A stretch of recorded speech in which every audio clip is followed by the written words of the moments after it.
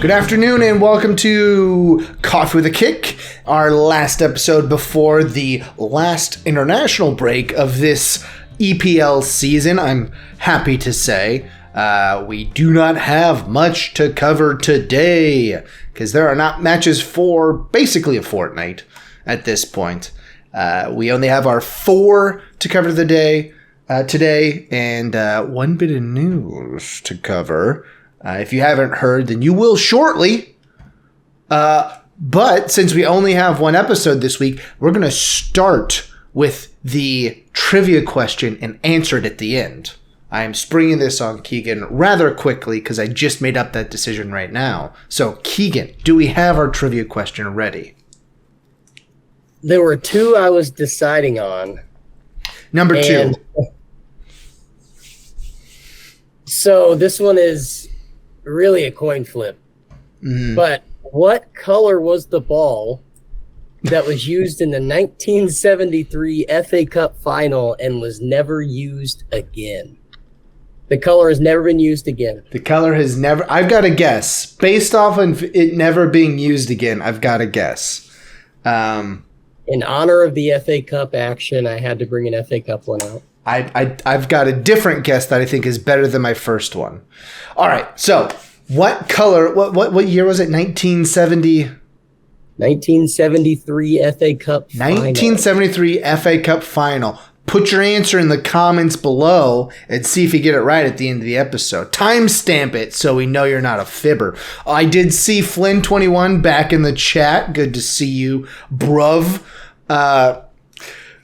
Fulham's been up and down, but they're more up than down in the recent weeks. Does my memory serve? Yes, it does. Winning 3 out of your last 4. So doing all right. Maybe, we'll see what happens. We'll see how they do going forward. But we're going to go ahead and get into the episode in full now with the first match of this weekend, a good old Burnley v. Brentford action.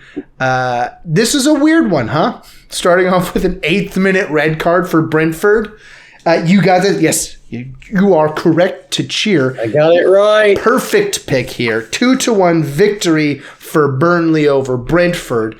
I will say mitigating factors well in tow with that 8th minute red card. Really setting Burnley up for an easy victory. Yeah, I told you I was feeling it. I was feeling the Burnley. I knew they would come out. I knew they would draw a red card. I knew it. So they got it done.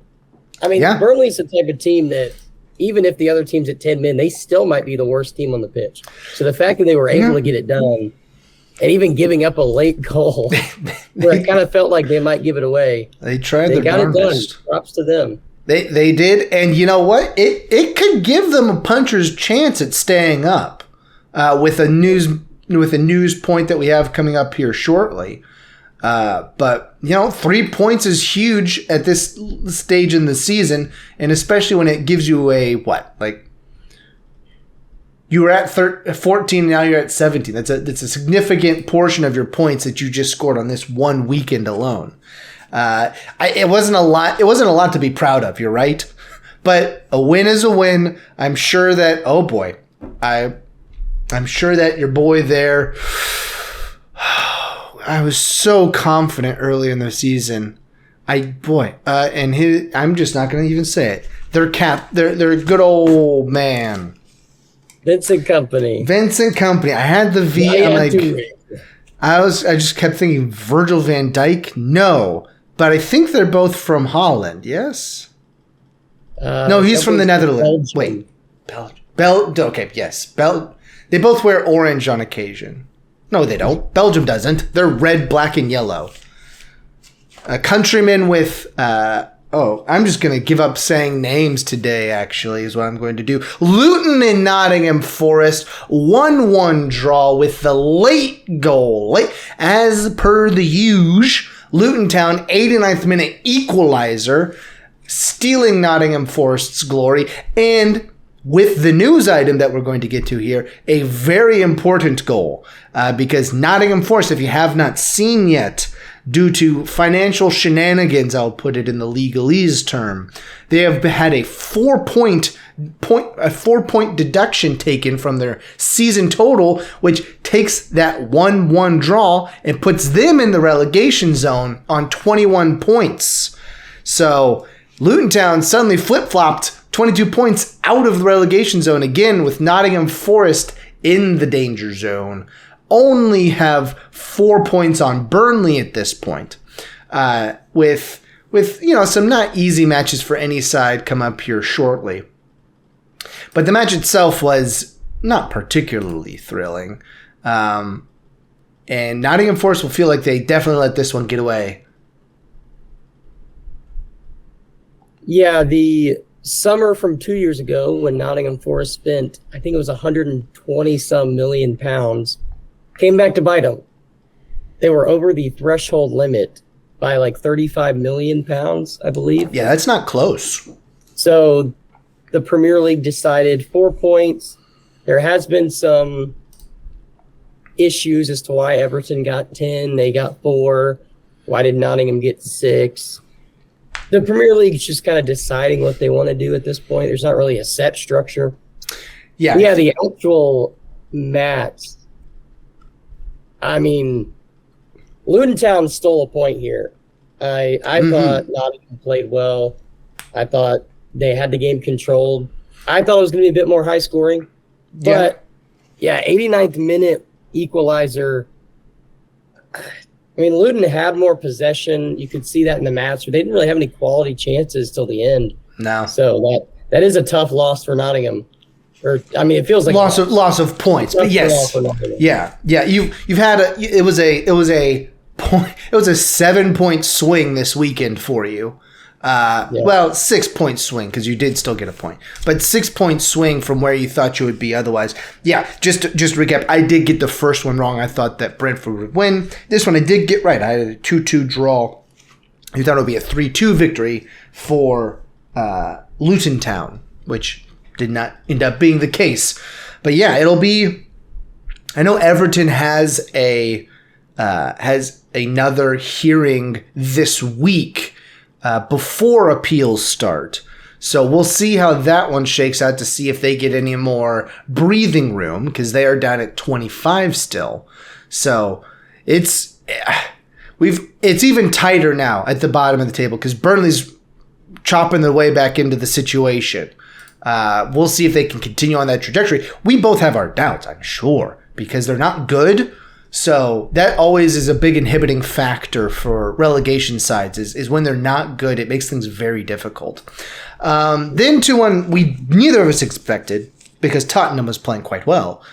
Fulham wins 3-0 over Spurs with a brace by Muniz, assisted once by Anthony Robinson. So he's actually done pretty well here the past month or so for Fulham.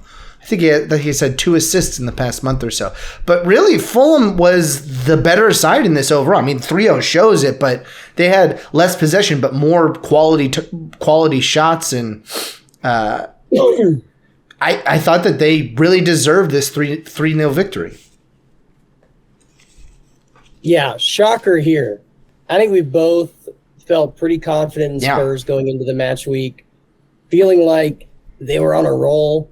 But in classic Tottenham fashion, like I even mentioned in the last podcast, the teams that you think they're going to beat, they end up getting beaten by. And the teams they probably shouldn't beat, they end up beating pretty bad. So, unfortunately, it was characteristic for Tottenham. But 3-0, that's not a good loss to go into the break with. I don't know how they come on the other side of the break feeling confident in their season after losing 3-0 to Fulham. Well, you know what we always say. It's not quite Sheffield United level, but it's always nice to look on the other side of the international break and see Luton in your down the road. So you've got a little bit to work with here if you're Tottenham, and you get them at Tottenham Hotspur Stadium. So that they'll feel a little bit better about that. Be able to take some back to them. But, even giving up the full 3 points, they did not lose much ground on Aston Villa, who played the last match of the weekend on Sunday, a 1-1 draw between West Ham and Villa. This one I got exactly right, with really not a lot going on in this one. Villa possessed most of the match because once West Ham got their goal there in the 29th, they seemed pretty fine with it. Just we're going to try to coast this one to the end. Didn't end up getting there with the 79th minute goal there by Zaniolo, assisted by Moussa Diaby. But it was a bit of a scrappy 1-1 draw there by Villa, coming back in the second half with that goal. But not a lot to write home about on this one either. This weekend kind of played to expectations. Not great stuff. Not a great product this weekend. Yeah, pretty even match. Besides possession, felt like both teams had their chances. Both teams wanted to be more defensive. It almost felt like both teams were like, let's get something out of this match. Mm-hmm. Going into the international break, it didn't really feel like either team was pushing everything at getting a victory. Even after the 79th minute, it was kind of like, I think we're both okay with a draw. We're cool with this. It didn't seem like either team was going all out attack, trying to get 2 more points. So strange one, but yeah, I think both of these teams will take a draw. It felt like a 4 versus 7. Both sides hey, we know that we're somewhat equally matched here, so we're not going to extend ourselves and try to do anything fancy. So West Ham still in solidly in 7th. Aston Villa maintains their position. They've got a full 3 points on Tottenham now for the automatic qualifier for the Champions League. We'll see if that 5th gets in or not. They've still got Still got Arsenal and City. Oh, hey, we can cover that real quick. The Champions League draw for quarterfinals. Let me get that pulled up. We'll switch gears over there now. To wrap up this weekend, though, you got your one perfect pick there for the Burnley-Brentford match, and then nothing else. And then I finished up being 2-2. Finished up being 2-2 with the Luton and Nottingham, and West Ham Aston Villa. Whoa, going correctly.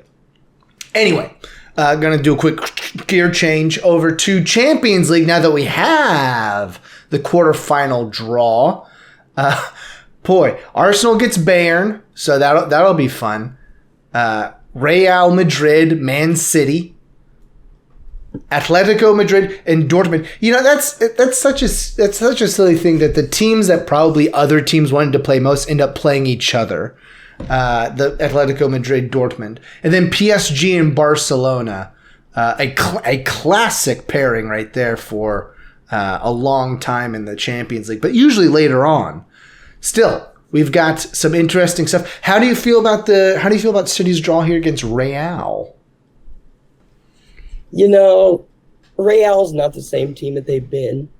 They're still the Champions League kings, so I can't write them off, but they look a lot like who is it? They look a lot like the Argentina national team from 2014, where you have the picture of the Ferrari in the front, then the picture of the rusty car in the back.